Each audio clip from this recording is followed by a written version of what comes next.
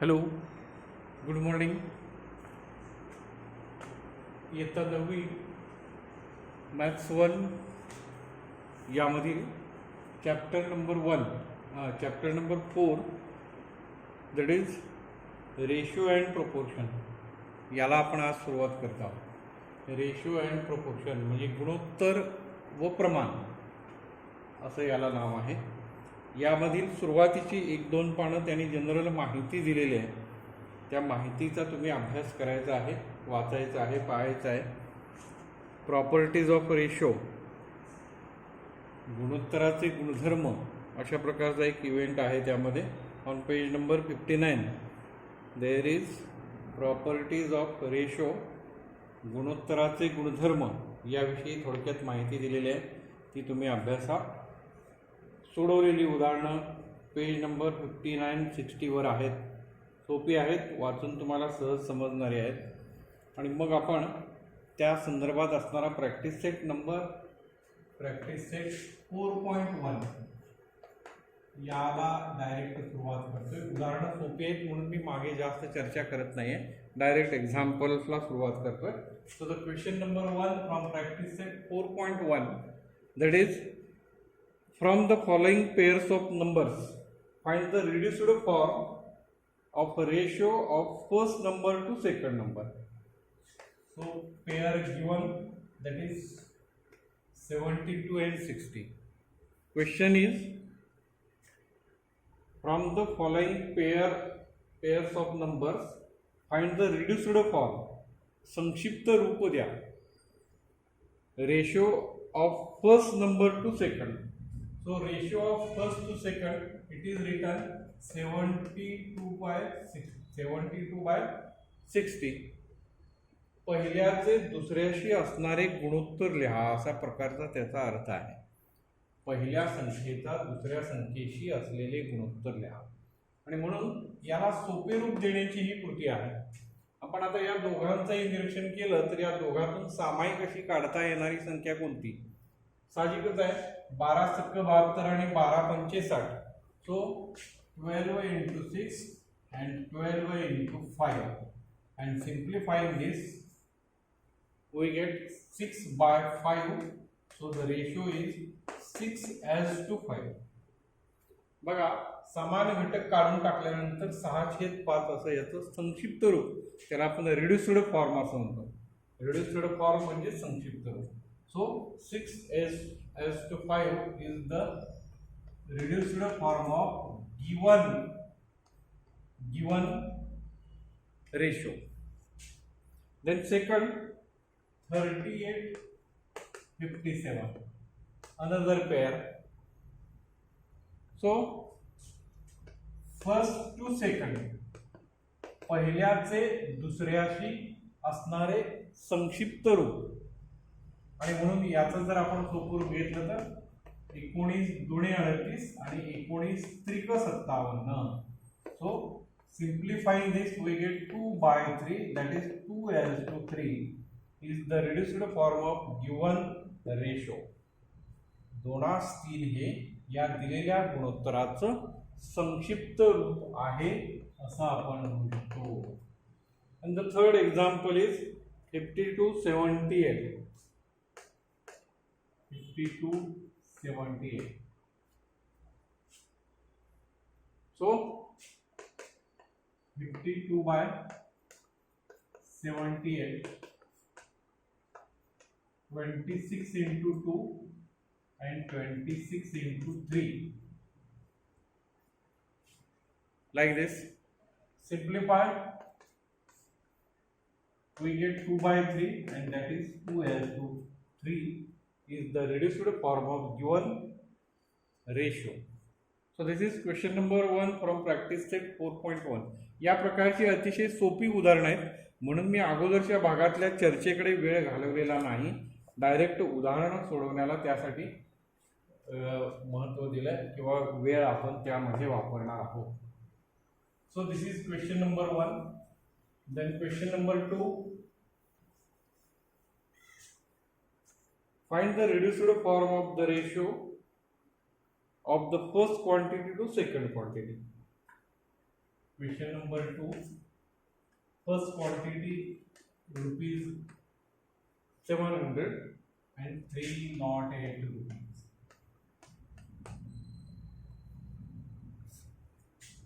So 700 by 308. So simplify this. हे सोपं रूप द्यायचं आहे. आपल्याला डायरेक्ट यातले पाढे आठवतीलच असे नाही. आता याला 7 ने भाग जातोय. 7 चोक 28 आणि 7 चोक 28 भाग जाऊ शकतो. म्हणून मी डायरेक्ट 7 × 100 7 चोक 28 आणि 7 चोक 28 अशा पद्धतीने केलं. हे सिम्पलेस्ट फॉर्म मध्ये झालं. परत याचं रूपांतर अजून होऊ शकतं कारण दोन्हीही समसंख्या आहेत. सो 4 ने भाग याला जातोय. 4 × 25 आणि 4 × 11.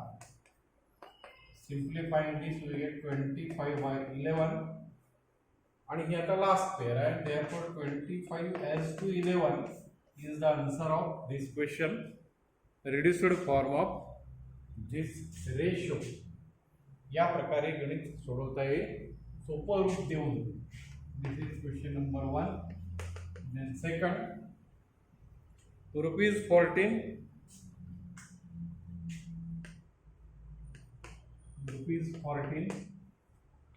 and another is rupees 12 and 40 paise. These are two quantities. So rupees is transferred into paise. So 14 into 100. So it is 1400 paise. Also for this 12 into 100 रुपयांचे पैशात रूपांतर केलं and plus 40. So 1200 plus 40. So it is 1240. It is also unit paise. इथे लक्षात घ्यायचं आहे जेव्हा अशा प्रकारची उदाहरणं असतील तेव्हा त्यांची युनिट समान पाहिजेत. इथे रुपयामध्ये आहेत म्हणून आपण डायरेक्ट गणित सोडवलं. मात्र इथे रुपये आणि पैसे असे दोन्ही आहेत म्हणून दोघांची युनिट सारखी होणं गरजेचं आहे. म्हणून सरळ आपण या रकमेचं पैशात रूपांतर केलं, याचं रूपांतर पैशात केलं. जर दोघांची युनिट समान असतील तर ही युनिट जातात. थोडक्यात रेशोला कोणतंही युनिट असत नाही हे लक्षात घ्या. जेव्हा आपण गुणोत्तर मांडतोय तेव्हा ती युनिट एकमेकांना जातात, कॅन्सल होतात. त्यामुळे जो रेशो दिलेला असतो किंवा प्रपोर्शन दिलेलं असतं त्याला युनिट असत नाही. and therefore ratio of these two, that is 1400 divided by 1240. It is 14 rupees divided by 12 rupees 40 NP or paise. Then simplify this like this 10. उदाहरण सोपं पटकन करता येतं. Then दोन्ही समसंख्या आहेत. जेवढा आपल्याला लहानात लहान भाग जर आपल्याला फार मोठे अंक पाडे येत नसतील तर अगदी समसंख्येत म्हणजे 2 ने सुरू करा तरी सुद्धा चालेल. 2 हे झाले 62 हे केले. परत याचं रूपांतर 35 हे 2 गुणिले झाले 31 या पद्धतीने. आणि मग आता याच्यात रूपांतर होत नाही म्हणून 35 as to 31 is the reduced form of given ratio. या दिलेल्या रेशोचा हे शॉर्टेस्ट और रिड्यूस्ड फॉर्म या पद्धतीने आपण तो रेशो मांडू शकतो. या प्रकारची उदाहरणं तुम्हाला यात सापडतील. Then question number 3, express the following percentage as a ratio in the reduced form. Question number 3. बघा उरलेली 2 गणित तुम्ही पूर्ण करा.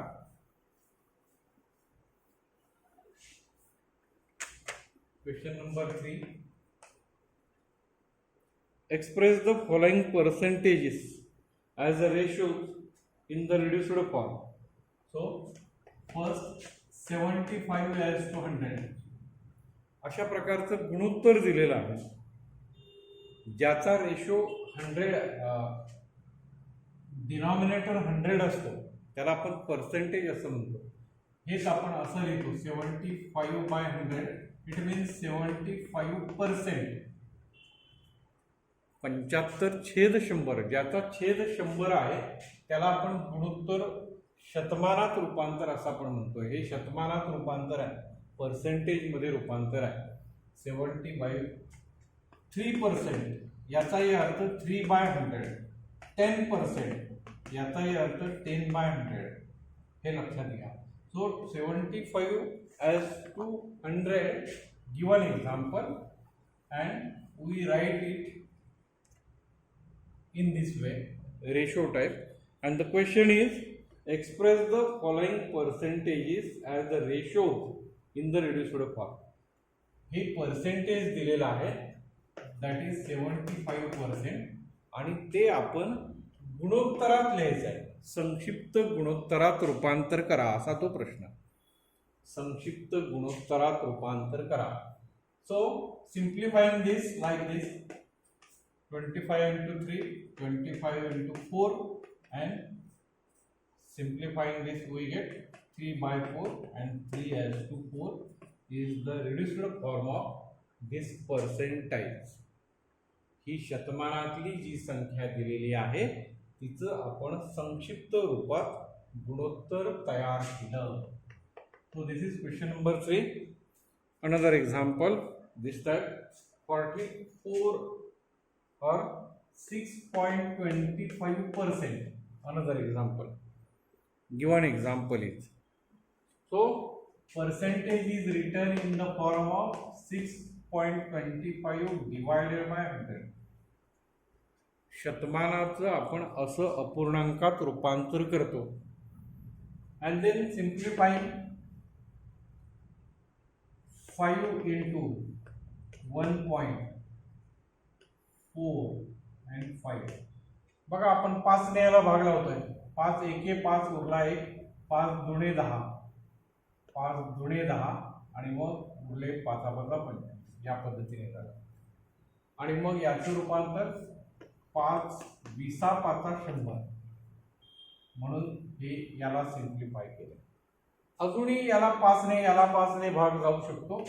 5 into 0.5 दुणे 10 आणि 5 5 25, आणि हे 5 चोक 20 या पद्धतीने. So 0.25/4. So this is simplest form or reduced form of this ratio or percentile. असंही उत्तर चालेल किंवा 0.25 as to 4 हे सुद्धा उत्तर चालेल. दोन्हीपैकी कोणत्याही पद्धतीने तुम्ही उत्तर मांडू शकता. And the last question, that is third example, 0.64% given percentile, and we have to form it into fraction, that is this type, numerator denominator type fraction, reduced form. So 0.64 divided by 100 याचं रूपांतर केलं आपण, शतमानात रूपांतर केलं. आणि मग परत याला अजून सोपं रूप देऊया.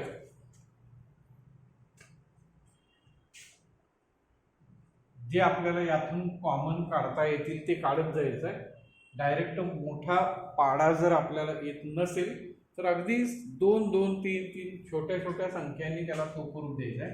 मी सुरुवात तशीच करतोय.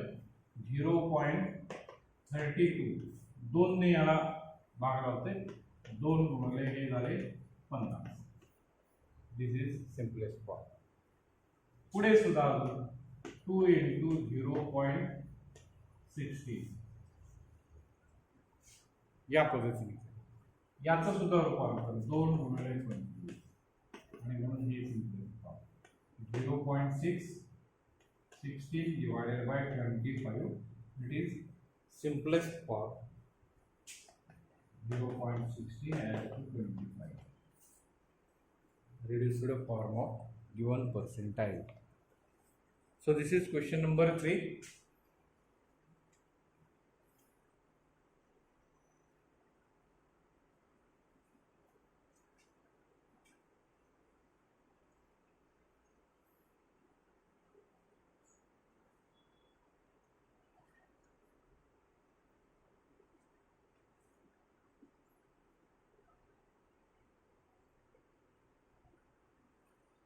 Then question number 5.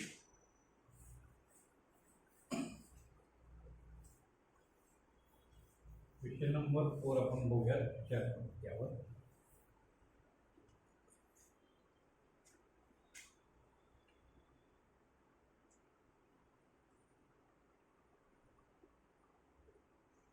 Question number 5. Convert the following ratio into percentage. Convert ratio given 15:25. हा रेशो दिलाय, याचं पर्सेंटेज मध्ये रूपांतर करायचं आहे.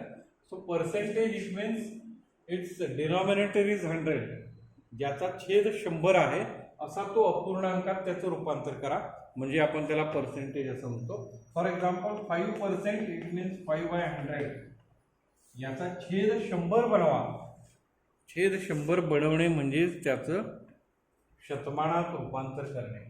So given example 15/25.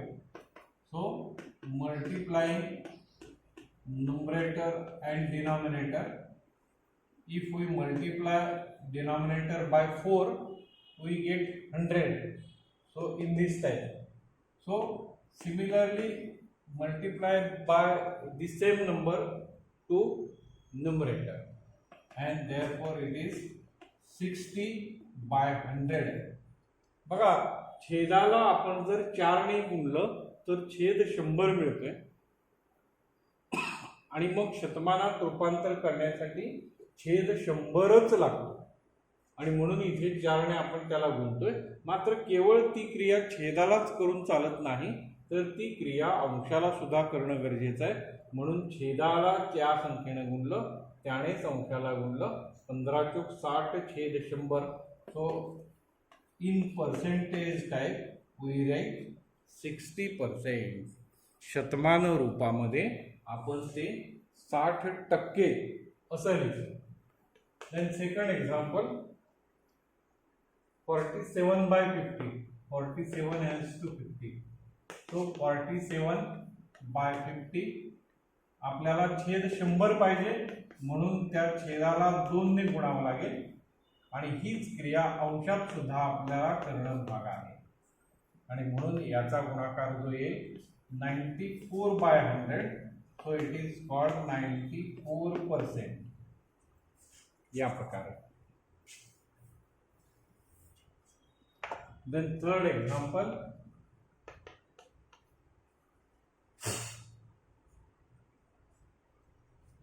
546/600.